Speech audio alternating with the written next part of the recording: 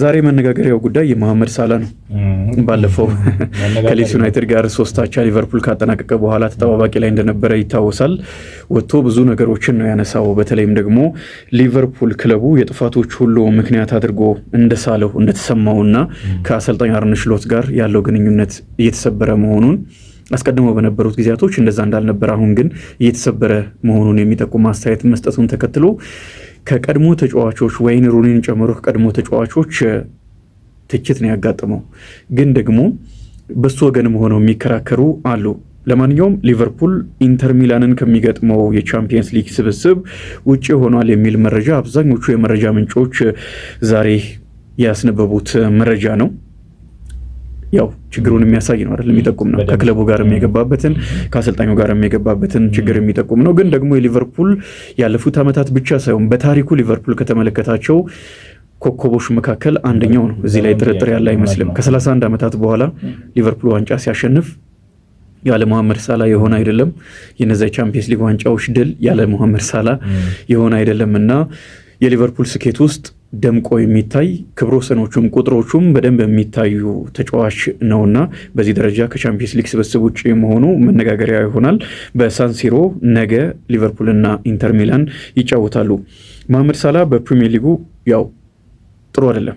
በዚህ ውድድር ዓመት በጣም ደካማ የሆነ አቋም ነው እያሳየ የሚገኘው በእኔ ግምገማ። ግን ደግሞ አንዳንዶች ለክለቡ ካደረገው ነገር አንጻር ችግሩን ከሱም ጋር አብሮ ቢያሳልፍ ጥሩ ነው። ከተባባቂነት ከማውረድ ይልቅ እሱ ባለበት መፍትሄዎችን አርነ ስሎት ቢፈልጉ የተሻለ ነው።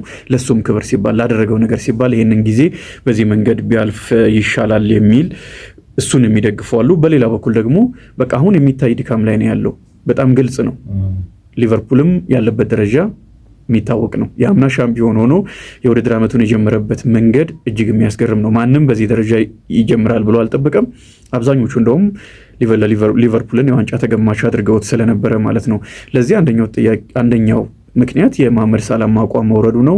አማካይ ስፍራም ተከላካይም አጠቃላይ ሲስተሙ ራሱ በጣም በሊቨርፑል ቤት ውስጥ ችግር ላይ እንዳለ ግልጽ ቢሆንም ግን ተከላካይና አማካይ ስፍራ ላይ አማራጭ እንዳይጠቀሙ የላቸውም አርነ ስሎት። ፊት መስመር ላይ ግን ብዙ ተጫዋች ስላስፈረሙ ለዛ ተጣዋቂ መሆኑ ተገቢ ነው የሚልም የሚያነሱ ስላሉ ዛሬ ግን ከስብስቡ ጋር ልምምድ ሰርቷል። በመሐመድ ሳላና አርነ ስሎት መካከል ግንኙነቱ መሰበሩን ቢቢሲም ዛሬ መረጃ ይዞ ወጥቷል። ከሁለት አንዳቸው ምናልባት መልቀቅ ይኖርባቸው ይሆን የሚል ጥያቄ ከዚህ በኋላ መነሳቱ አይቀርም።